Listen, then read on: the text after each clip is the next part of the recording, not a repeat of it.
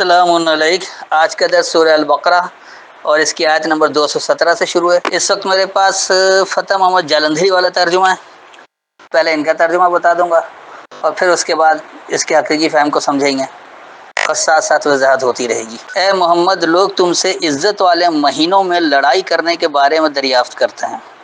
کہہ دو کہ ان میں لڑنا بڑا گناہ ہے اور اللہ کی راہ سے روکنا اور اس سے کفر کرنا اور مسجد حرام یعنی خانہ کعبہ میں جانے سے بند کرنا اور اہل مسجد کو اس میں سے نکال دینا، جو یہ کفار کرتے ہیں، اللہ کے نزدیک وہ اس سے بھی زیادہ گناہ ہے، اللہ کے نزدیک اس سے بھی زیادہ گناہ ہے اور فتنہ انگیزی خون ریزی سے بھی بڑھ کر ہے، اور یہ لوگ ہمیشہ تم سے لڑتے رہیں گے یہاں تک کہ اگر مقدور رکھیں تو تم کو تمہارے دین سے پھیر دیں، اور جو کوئی تم میں سے اپنے دین سے پھر جائے گا یعنی پھر کر کافر ہو جائے گا اور کافر ہی مرے گا تو ایسے لوگوں کے اعمال دنیا اور آخرت دونوں میں برباد ہو جائیں گے، اور یہی لوگ دوزخ میں جانے والے ہیں جس میں ہمیشہ رہیں گے۔ یہ ہے ان کا مروجہ روایتی ترجمہ۔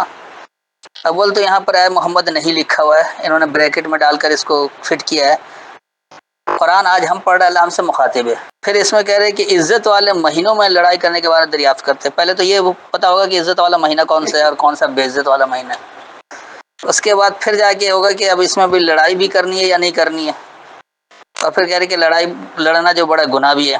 پھر اس میں مسجد حرام سے روک بھی رہے ہیں۔ اب مسجد حرام تو ہر کوئی جا نہیں سکتا، تو یہ پھر قرآن کی ہدایت ہر انسان کے لیے تو نہیں ہوئی، مخصوص خطے کے لیے ہو گئی۔ پھر یہ بھی کہہ رہے ہیں کہ لوگ ہمیشہ تم سے لڑتے رہیں گے یہاں تک کہ مقدور رکھیں کہ تمہارے دین سے پھیر دیں، تو لوگ دین سے پھیرنے کے لیے لڑتے رہیں گے تو وہ تو کسی بھی جگہ کہیں بھی ہر جگہ ہو سکتا ہے۔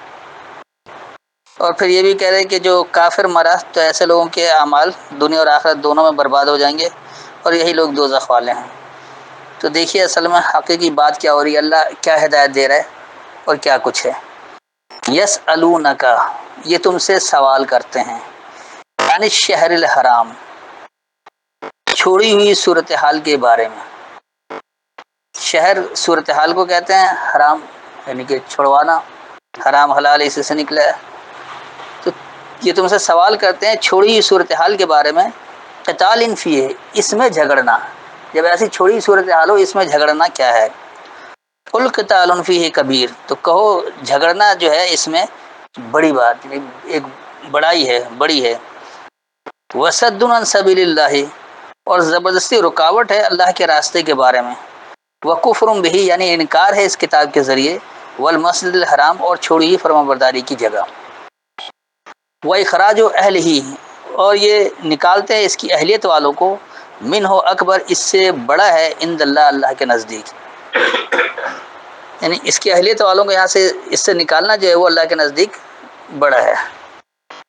والفتنہ تو اکبر من القتل، اور الفتنہ یعنی خاص آزمائش، فتن کہتے ہیں اصل میں پرکھ کر الگ کرنے کو، تو اس لیے یہ جو ہمارے اردو میں فتنہ ہے وہ بھی یہی بن جاتا ہے کہ اس سے بھی لوگ پرکھ کر الگ ہی ہوتے ہیں، اس کا آزمائش بھی کہا جا سکتا ہے۔ تو یہ فتنہ بڑا ہے خاص جھگڑے سے۔ ولا یزالون یقاتلونکم، اور نہیں وہ ہمیشہ رہیں گے تم سے جھگڑتے ہوئے، حتی، یہاں تک کہ یردوکم، وہ تمہیں رد کروا دیں، ان دینکم، تمہارے نظام کے بارے میں، ان استطاعوا، اگر وہ جلد اطاعت کر سکیں۔ یہ اردو والی استطاعت کی بات نہیں ہو رہی کہ طاقت کی قوت ہے، اطیعوا کا مادہ ہے اس میں، تو یہ کہ وہ جلد اطاعت کر سکیں۔ ومن یرتد منکم، اور جو یہ رد کر دے تم میں سے، ان دینہ، اپنے نظام کے بارے میں، فیمت، پس وہ مر جائے، وہو کافر، اور وہی انکار کرنے والا ہے، فاولئک، پس یہی لوگ، حبطت اعمالہم، اکارت ہو گئے ان کے اعمال، فی الدنیا والآخرہ، دنیا میں اور آخرت میں، واولئک اصحاب النار، اور یہی لوگ خاص جلنے والے ساتھی ہیں، ہم فیہا خالدون، وہ اس میں ہمیشہ رہیں گے۔ تو اس آیت میں جو واضح ہدایت ہے کہ چھوڑی ہوئی صورتحال میں اس میں جھگڑنے کے بارے میں پوچھا جا رہا ہے، جیسے آج دنیا کا ہر خطہ چھوڑی فرمانبرداری کی جگہ ہے، کہیں بھی اللہ کی فرمانبرداری نہیں ہو رہی ہے، تو اس میں جھگڑنے کے بارے میں پوچھا جا رہا ہے کہ اس کی صورتحال کیا ہے، اس صورتحال کے بارے میں۔ تو اللہ یہ کہہ رہا ہے کہ اس میں جھگڑنا جو بہت بڑی بات ہے، یقینی سی بات ہے کہ ہر آدمی نہیں جھگڑ سکتا، نہ ہر آدمی بحث کر سکتا ہے، ایک فساد کھڑا ہو جائے، بہت تدبر کے ساتھ، احتیاط کے ساتھ جھگڑا کرنا پڑتا ہے۔ اس کے بعد پھر اس میں بتا رہے کہ اللہ کے راستے کے بارے میں زبردستی رکاوٹ ہے، جو لوگ جھگڑتے ہیں جان بوجھ کر یا الجھنا چاہتے ہیں، تو دراصل یہی لوگ تو سدیرا بنے ہوئے ہیں اللہ کے راستے میں، تو دراصل یہ اس کتاب کے ذریعے انکار ہے، وہ ویسے انکار نہیں کہ کتاب کا انکار کر رہے ہیں، آپ اس میں ملاوٹ والی بات کریں خوش ہو جائیں گے۔ اور پھر یہ فرما برداری کی جگہ چھڑوا رہے ہیں، جو لوگ اصل میں کتاب کے ذریعے انکار کریں تو یہی تو فرما برداری کی جگہ چھڑوا رہے ہیں، بننے ہی نہیں دے رہے۔ پھر ان کا ارادہ کیا ہے کہ وہ اس کی اہلیت والوں کو اس سے نکال دیں، اور یہ اللہ کے نزدیک بڑی بات ہے کہ جو قرآن کی اہلیت اختیار کر رہا ہے اس کو اس سے خارج کروانا چاہتے ہیں، نکالنا چاہتے ہیں، تو یہ اللہ کے نزدیک بڑی بات ہے۔ اس کے بعد پھر اللہ کہہ رہا ہے کہ یہ جو آزمائش ہے یعنی فتنہ ہے یا پرکھ کر الگ کرنا جو ہے وہ اس جھگڑے سے بڑا ہے۔ پھر یہ بھی اللہ اس میں وضاحت کر دے رہا ہے کہ یہ تم سے ہمیشہ نہیں جھگڑتے رہیں گے، یہاں تک کہ تم رد کر دو ان کے نظام کے بارے، تم اپنے نظام کے بارے میں رد کر دو تو وہ تم سے لڑنا بند کر دیں گے، کیونکہ وہ چاہتے ہی کہ جس نظام میں ہم چل رہے ہیں تم بھی اسی میں رہو، تم کون سی نئی بات کر رہے ہو، تم کیوں خالص بات کر رہے ہو۔ اور اگر وہ یہ اطاعت کروا سکے تو جلد اس کے پیچھے بھی چلانا چاہیں گے۔ اس کے بعد پھر کرے گا جو تم میں سے اپنے نظام کے بارے میں رد کر دے، واقعی اگر کوئی اس کی باتوں میں آ جاتا ہے اور رد کر دیتا ہے خالص اللہ کی بات کو چھوڑ کر ملاوٹ والا پھر شروع ہو جاتا ہے اور وہ مر جاتا ہے تو دراصل وہی کافر ہے۔ تو ایسے ہی لوگ ہیں، ان کے اعمال دنیا اور آخرت میں ضائع ہو جائیں گے، حبط یعنی کہ ضبط کر لیا جائے گا، کوئی نتیجہ نہیں ملے گا، اور یہی لوگ خاص جلنے والے ساتھی ہیں، وہ اس میں ہمیشہ رہیں گے۔ اب جو لوگ ایمان لائے اور اللہ کے لیے وطن چھوڑ گئے اور کفار سے جنگ کرتے رہے وہی اللہ کی رحمت کے امیدوار ہیں، اور اللہ بخشنے والا رحمت کرنے والا ہے۔ اب دیکھیے یہاں کیا بات ہو رہی ہے اور اس کو انہوں نے کیا بنا رکھا ہے۔ انہوں نے کہہ دیا کہ جو لوگ ایمان لائے اور اللہ کے لیے وطن چھوڑ گئے، اللہ نے وطن چھوڑنے کا کب کہا ہے؟ یہاں لفظ دیکھیے کہ بات کیا ہو رہی ہے، ان الذین آمنوا، بے شک جن لوگوں نے مان لیا، والذین ہاجروا، اور جن لوگوں نے چھوڑ دیا۔ یہ کسی جگہ کو وطن کو چھوڑنے کی بات نہیں ہو رہی ہے، بلکہ آپ نے ہر اس عمل کو چھوڑ دیا جو آپ کا قرآن کے خلاف تھا۔ تو جن لوگوں نے مان لیا یعنی ان لوگوں نے چھوڑ دیا، وجاہدوا فی سبیل اللہ، اور انہوں نے جد و جہد کیا اللہ کے راستے میں۔ تو یہ اللہ کے راستے میں سب سے بڑی جد و جہد ہے کہ جب آپ ماننے والے ہوتے ہیں، لوگ 5 وقت کی نماز پڑھ رہا ہے اور آپ کہہ رہے کہ اللہ تو اقیموا الصلاۃ کہہ رہا ہے، اس کے لیے اللہ وقت بھی دے رہا ہے، اللہ 2 وقت دے رہا ہے۔ تو یہ بڑی جد و جہد ہوتی ہے کہ ان سے نکلا جائے، اور لوگ ڈرتے بھی ہیں، خوفزدہ بھی ہوتے ہیں کہ اگر ہم نکل گئے تو لوگ فتویٰ لگا دیں گے، ہمارا معاشی بائیکاٹ ہو جائے گا، لوگ ہم سے ملیں گے نہیں۔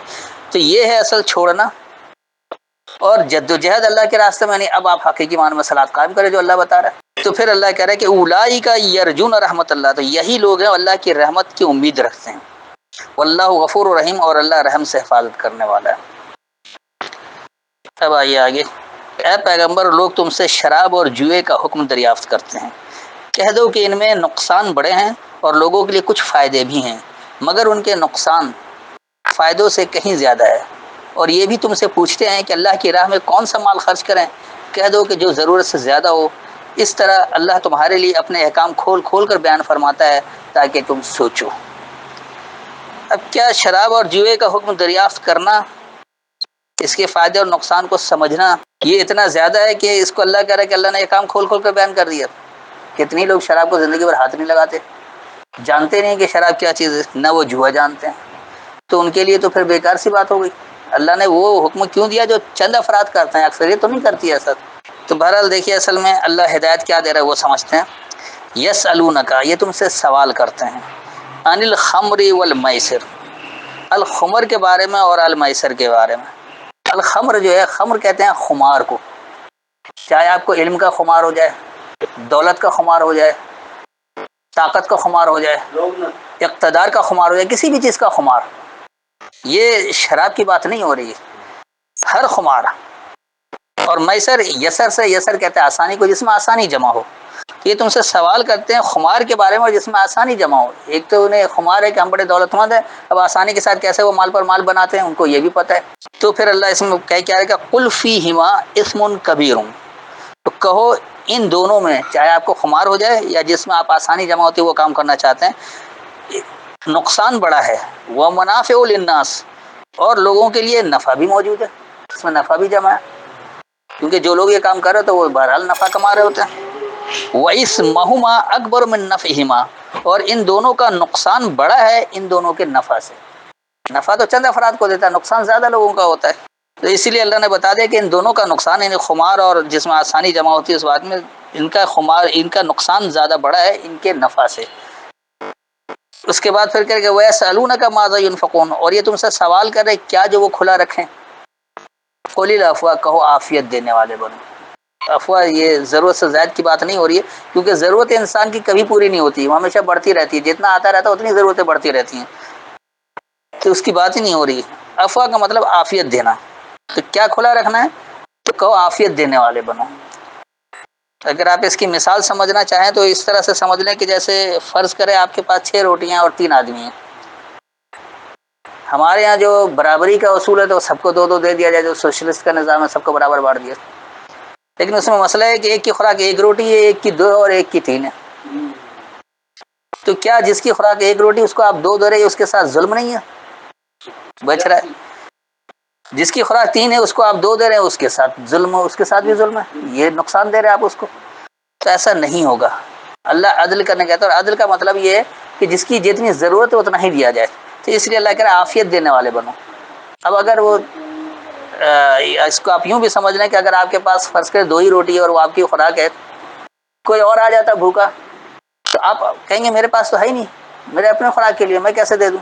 لیکن اگر آپ عافیت دینے والے ہوں گے، بولیں اور دونوں مل کر کھا لیتے، اگلے دونوں مل کر کام کریں گے، تو عافیت دینے والا ہونا چاہیے، لوگوں کے لیے راستے آسان بنانے والے ہونے چاہیے۔ تو اسی لیے آگے اللہ کہہ رہا ہے کہ کذالک یبین اللہ، اسی طرح اللہ بیان کرتا ہے، لکم الآیات، تمہارے لیے آیتیں، لعلکم تتفکرون، تاکہ تم فکر کرنے والے ہو۔ تو شراب اور جوئے سے تو کوئی فکر نہیں آتی، لیکن جب آپ اس خمار اور آسانی جمع سے بات سمجھیں گے جس میں آپ کو وہ فائدہ اور نقصان بھی نظر آئے گا، اور یہاں سے آپ کو پتہ لگے کہ کس طرح سے آپ کو کھلا رکھنا ہے، کیا کچھ کرنا ہے، اور اس وضاحت سے آپ کے اندر فکر کرنے کی صلاحیت آئے گی کہ آپ دوسروں کی فکر بھی کریں گے۔ یعنی دنیا اور آخرت کی باتوں میں غور کرو، تم سے یتیموں کے بارے میں بھی دریافت کرتے ہیں، کہہ دو کہ ان کی حالت کی اصلاح بہت اچھا کام ہے، اور اگر تم ان سے مل جل کر رہنا یعنی خرچ اکٹھا رکھنا چاہو تو وہ تمہارے بھائی ہیں، اور اللہ خوب جانتا ہے کہ خرابی کرنے والا کون ہے اور اصلاح کرنے والا کون، اور اگر اللہ چاہتا تو تم کو تکلیف میں ڈال دیتا، بے شک اللہ غالب اور حکمت والا ہے۔ اب یہاں بھی دیکھیے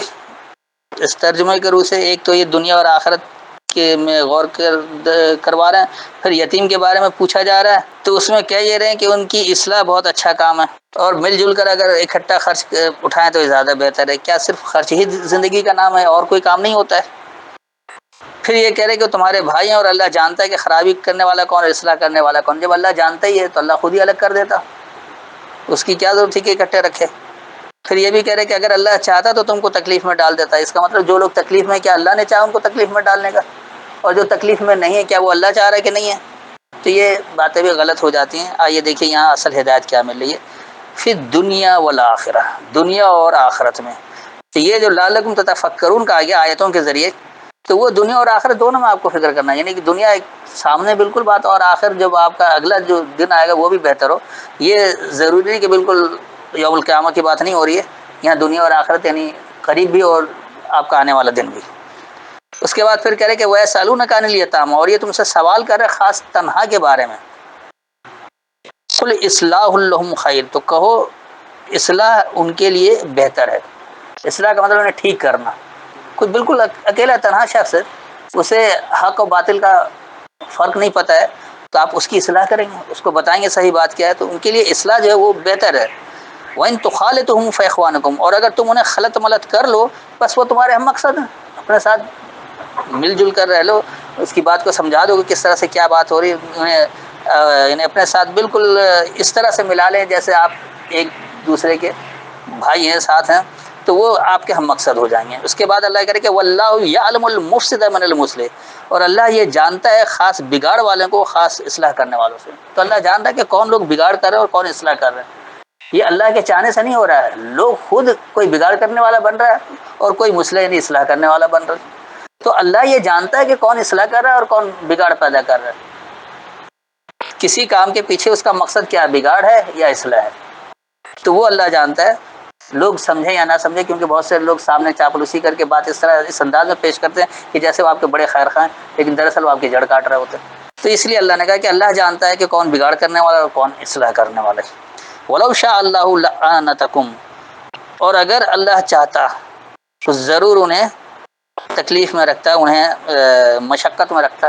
اعانت کا مطلب یہ ہے کہ جس میں مشقت زیادہ ہو، پریشانی ہو، تو اللہ چاہتا تو ضرور سب کو پریشانی میں رکھتا، لیکن اللہ ایسا نہیں چاہ رہا، اللہ نے آپ کو آزاد چھوڑ رکھا ہے۔ ان اللہ عزیز الحکیم، بے شک اللہ غالب حکم دینے والا، اللہ کا حکم غالب ہے، آپ اس کے احکامات پر عمل کریں گے تو آپ اچھے نتائج حاصل کریں گے، آسانی میں رہیں گے، اور آپ اپنی مشکل خود ڈالنا چاہتے ہیں احکامات کی نافرمانی کر کے تو ایک الگ مسئلہ ہے۔ اب آئیے آگے، اور مومنوں مشرک عورتوں سے جب تک کہ ایمان نہ لائیں نکاح نہ کرنا، کیونکہ مشرک عورت خواہ تم کو کیسی ہی بھلی لگے اس سے مومن لونڈی بہتر ہے، اور اسی طرح مشرک مرد جب تک ایمان نہ لائیں مومن عورتوں کو ان کی زوجیت میں نہ دینا، کیونکہ مشرک مرد سے خواہ وہ تم کو کیسا ہی بھلا لگے مومن غلام بہتر ہے۔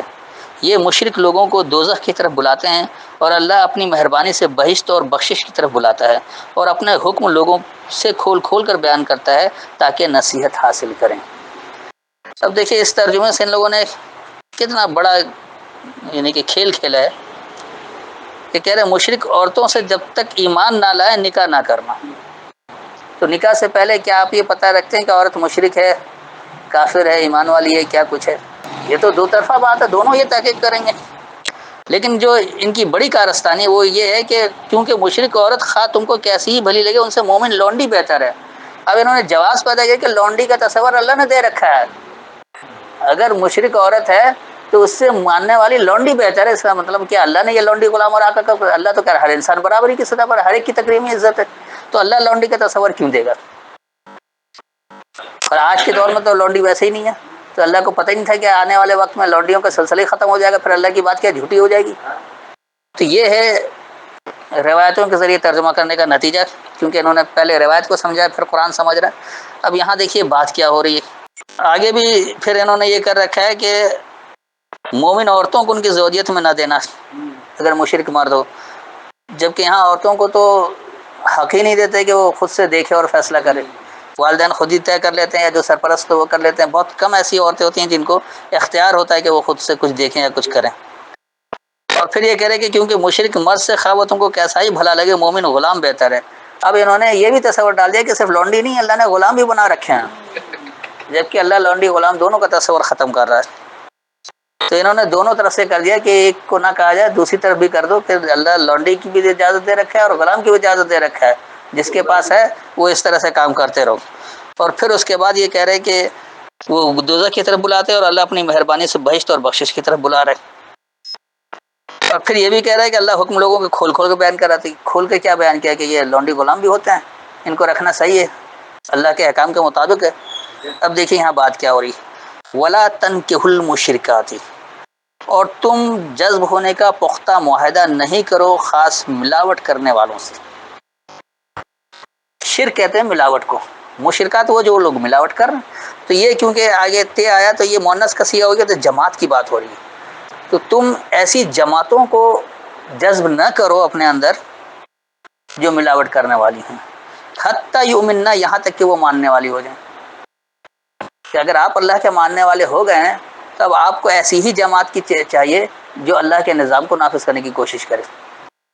وہ جماعتیں جو ملاوٹ کر رہی ہیں اب آپ ان کے ساتھ معاہدہ نہیں کر سکتے، ان کے ساتھ آپ جذب نہیں ہو سکتے، کیونکہ وہ اللہ کے احکامات ہی کو نہیں سمجھ رہے ہیں۔ اس کے بعد رہا بولا امۃ مؤمنۃ خیر، اب انہوں نے کر دیا ہے لونڈی ماننے والی بہتر ہے۔ امتن کا مطلب لونڈی نہیں ہوتا ہے، امت کہا جاتا ہے تیز نگاہ کو، چوکنا نگاہ کو، تو یہ چوکنا دیکھنے والے یا تیز نگاہ والے ماننے والے بہتر ہیں میں مشرکت نے ملاوٹ کرنے والوں سے، کیونکہ جو ماننے والے وہ اتنے محتاط رہتے ہیں، چوکنا رہتا ہے کہ ان کو ہر عمل سے پتہ لگ جاتا ہے کہ کہاں ملاوٹ ہو رہی کہاں نہیں ہو رہی، تو اس لیے یہ بہتر ہے، اس لیے نہیں کہ وہ ملاوٹ کر رہا ہے مشرک ہے تو وہ خراب ہے اور مومن ہے تو مومن ہوتا کون ہے اس کو بھی سمجھنا پڑے گا، اللہ مومن کس کو کہہ رہا ہے۔ یہ ان کو اللہ نہیں کہہ رہے کہ جو کلمہ پڑھ لے وہ مسلمان ہو گیا، اللہ کلمہ پڑھنے کی بات ہی نہیں کرتے، کلمہ تو ہے ہی غیر قرآنی سے، وہ قرآن میں ہے ہی نہیں۔ تو جو ماننے والے ہیں ان کی نگاہ اتنی تیز ہوتی ہے، وہ اتنے بہتر ہوتے ہیں کہ ملاوٹ کرنے والوں سے، وَلَوْ أَعْجَبَتْكُمْ، اور خواہ وہ تمہیں بھلی لگ رہی ہو، اچھی لگ رہی ہو۔ عجب سے تعجب بھی نکلا، یعنی کوئی ایک ایسا عمل ہوتا ہے جو بڑا خوشنما نظر آتا ہے تو اس کو بھی عجب کہا جاتا ہے، جس سے آپ کو تعجب پیدا ہو اس کو بھی عجب کہا جائے گا، تو اس لیے انہیں کی بات بڑے خوب بہت اچھی لگ رہی ہو، لیکن وہ کیونکہ ملاوٹ کر رہنے والے ہیں تو ان سے آپ کو بچنا پڑے گا۔ اس کے بعد اللہ کہہ رہے کہ وَلَا تُنْكِحُوا الْمُشْرِكِينَ، اور تم نہیں جذب ہونا ملاوٹ کرنے والوں سے. پہلے تو جماعت کی بات ہو گئی، اب انفرادی بات بھی ہو جا رہی کہ تم جذب ہونے کا معاہدہ نہیں کرنا ملاوٹ کرنے والوں سے، حتیٰ یؤمنوا، یہاں تک کہ وہ ماننے والے ہو جائیں. یہ انفرادی بات آ گئی، یہ جماعتی سطح پر بات آ گئی. اس کے بعد پھر اللہ کہہ رہا ہے کہ وَلَعَبْدٌ مُؤْمِنٌ خَيْرٌ مِّن مُشْرِكٍ، اور ضرور جو تابع دار ماننے والا ہے بہتر ہے ملاوٹ کرنے والے سے. وَلَوْ أَعْجَبَكُمْ، اور خواہ وہ تمہیں اچھا لگے، بھلے لگے. تو ایسے لوگ بھی ہیں جو صرف اللہ کے تابع دار ہیں، ماننے والے ہیں، اور ایسے لوگ بھی ہیں جو ملاوٹ کرتے ہیں لیکن معاشرے میں وہ اچھے ہیں، فلاحی کام بھی کرتے ہیں. تو بے شک وہ مشرک آپ کو بہت اچھا لگ رہا ہو، لیکن وہ اس تابع دار ماننے والے سے کمتر ہے. تابع دار ماننے والا زیادہ بہتر ہے اس سے جو ملاوٹ کر رہا ہے، بے شک اس کا کام اچھا بھی ہو. اس لیے آگے اللہ کہہ رہے ہیں کہ اولئک یدعون الی النار، یہی لوگ ہیں یہ دعوت دے رہے ہیں جلنے کی طرف، یہ پکار رہے ہیں جلنے کی طرف. کیونکہ ان کا جو ملاوٹ والا عمل ہے وہ سب کچھ ضائع کر دیتا ہے. کیونکہ اللہ نے کہہ رکھا ہے کہ اللہ شرک کو معاف نہیں کرتا، باقی سب کچھ معاف کر سکتا ہے. تو یہ جو شرک کر لیتے ہیں، ملاوٹ کر لیتے ہیں اللہ کے احکامات میں، اللہ کے کلام میں، تو یہ خود ہی اپنے آپ کو دعوت دے رہے ہوتے ہیں جلنے کی طرف. اس کے بعد ہے واللہ یدعو الی الجنۃ والمغفرۃ باذنہ، اور اللہ وہ پکار رہا ہے خاص خوشحالی کی طرف، یعنی حفاظت کی طرف اپنے ضابطے کو. تو اللہ آپ کو قرآن میں بتا دیا کہ کس راستے پر چلنا ہے، کیا کچھ کرنا. اللہ اس میں آپ کو پکار رہا ہے. اللہ کوئی اکیلے آ کر آواز نہیں دے گا کسی کو، تبلیغی جماعت کی طرح آ کر ٹھک ٹھک آئیے جی ہماری بات سنیے، ایسی کوئی بات نہیں ہے. تو اللہ پکار رہا ہے، اللہ اپنی کتاب میں پکار رہا ہے، آیتوں کے ذریعے پکار رہا ہے. وہ کدھر پکار رہا ہے؟ خوشحالی کی طرف پکار رہا ہے، حفاظت کی طرف پکار رہا ہے، اپنے ضابطے کو. ضابطہ بتا رہا ہے کہ اس کا ضابطہ کیا ہے، اس نے کہتے ہیں ضابطے کو. اس لیے آگے اللہ اس کی مزید وضاحت کر دے رہا ہے کہ وَيُبَيِّنُ آیَاتِهِ لِلنَّاسِ، اور وہ واضح کر دیتا ہے آیتوں کے ذریعے لوگوں کے لیے. باہر نہیں جانا ہوگا، قرآن سے باہر آپ کو کہیں وضاحت ملے گی کہ اللہ نے حکم تو دے دیا وضاحت بخاری سے لو، ایسا بھی نہیں ہے. تو اللہ واضح کر رہا ہے آیتوں کے ذریعے لوگوں کے لیے، لعلہم یتذکرون، تاکہ وہ تم سے یاد دہانی لینے والے ہوں. یاد دہانی کہاں سے لیں گے؟ اللہ کی کتاب سے لیں گے. اللہ کی کتاب میں اس کی آیتیں موجود ہیں، اس آیتوں میں وضاحت موجود ہے، بیان کی ہوئی آیتوں کے ذریعے ہی لوگوں کو ہدایت لینا ہے، یہیں سے یاد دہانی لینی ہے، تاکہ وہ اللہ کے احکامات کی تابعداری کر سکیں اور اس کی طرف چل سکیں. تو آج کا درس بس یہیں تک رکھتے ہیں، اب جو سوال کرنا ہو کر سکتے ہیں. السلام علیکم.